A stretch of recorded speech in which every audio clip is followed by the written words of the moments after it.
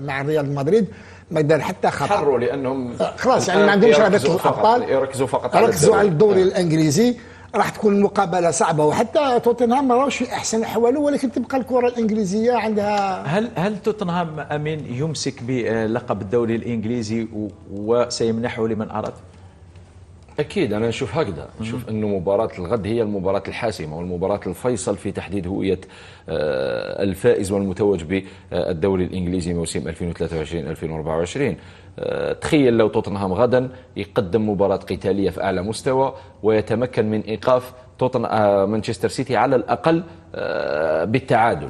تخيل أن جماهير توتنهام لا تريد لفريق توتنهام أن يفوز على مانشستر سيتي لأنها تكره أرسنال، تكره أرسنال وجماهير الكبيرة بين دربي الكراهية بين توتنهام وأرسنال، ولكن على أرضية الميدان لاعبون محترفون، المدربان ومن دون شك سيقاتلون وكل طرف سيقاتل من أجل تحقيق الفوز على الطرف الآخر. لذلك أهم مباراة هي مباراة توتنهام مانشستر سيتي. إن فاز مانشستر سيتي في مباراة الغد فمبروك له ولجماهيره لقب الدوري الإنجليزي. كيف سيتعامل غوارديولا مع مباراة توتنهام؟ هل سيغامر في الهجوم كعادته؟ هل سيتحفظ؟ ماذا تراه فاعلا؟ راح تكون مباراة صعبة، خاصة شفنا يعني حتى لما لعبت أرسنال مع مانشستر يونايتد. مانشستر يونايتد هو ديربي مع مانشستر سيتي، نقدر نقولوا يعني الوتيرة لفريق مانشستر يونايتد تحس أنه فريق اللي ما كاش حاب يفوز على فريق أرسنال. ربما سيحدث نفس الشيء في مباراة توتنهام مع فريق مانشستر سيتي. نعرفوا أن فريق مانشستر سيتي عنده لاعبين اللي يقدروا يعني يفوزوا يعني على أي نادي في العالم.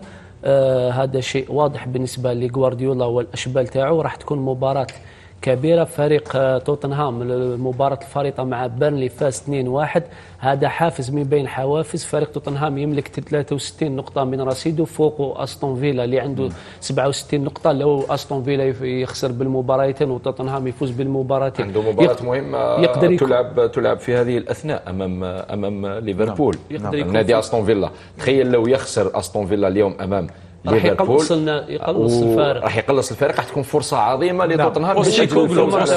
بوستيكوغلو مدرب نادي توتنهام ردا على بعض جماهير أرسنال عبر مواقع التواصل الاجتماعي التي تريد من فريقها الخسارة أمام مانشستر سيتي. نعم، قال أكره أن هناك فكرة مفادها بأننا سنلعب من أجل الخسارة أمام مانشستر سيتي. قال لن نفرش لهم السجادة الحمراء وسنلعب من أجل الإطاحة بهم. محمد هذه ما عندهمش. أنت طلع قلت هل سيتي راح يغامر من أجل المقابلة؟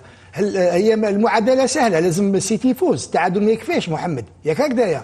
إذن أنا بالنسبة لي السيتي ما راحش يغير طريقة اللعب ديالو، لابد يفوز. جماهير توتنهام تعلن بأنها ستحتفل بأي هدف يسجل في هذه المباراة. إذا سجل توتنهام سيحتفلون بالهدف، إذا سجل مانشستر سيتي سيحتفلون بالهدف أيضا، نكاية في نادي أرسنال. أرسنال وضع رقبته أمام سكين توتنهام عدوه.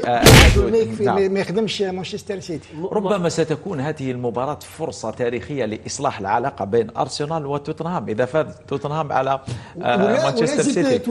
وربما ستكون مباريات لمانشستر سيتي أمام توتنهام في ملعب الموسم الماضي. نعم، فاز توتنهام 1-0، بعدها التقى الفريقان في ملعب الاتحاد تعادلا في الدوري الإنجليزي 3 في كل شبكة، والتقيا أيضا في شهر جونفي الماضي في الدور الرابع من كأس الاتحاد. فاز مانشستر سيتي بصعوبة كبيرة جدا على ملعب توتنهام 1-0. لذلك المباراة لن تكون سهلة أبدا أمام غوارديولا. واحد وإجابة واحدة أريدها، هل تتوقعون أن يتعثر مانشستر سيتي في هذه المباراة ويخسر لقب الدوري؟ لا، راح يفوز غدوة. لن يتعثر. لن يتعثر. أنا عندي إحساس أنه توتنهام راح يدير الواجب مع أرسنال. ولما تشوف المباريات الأخيرة اللي توتنهام محمد كلها خسارة يعني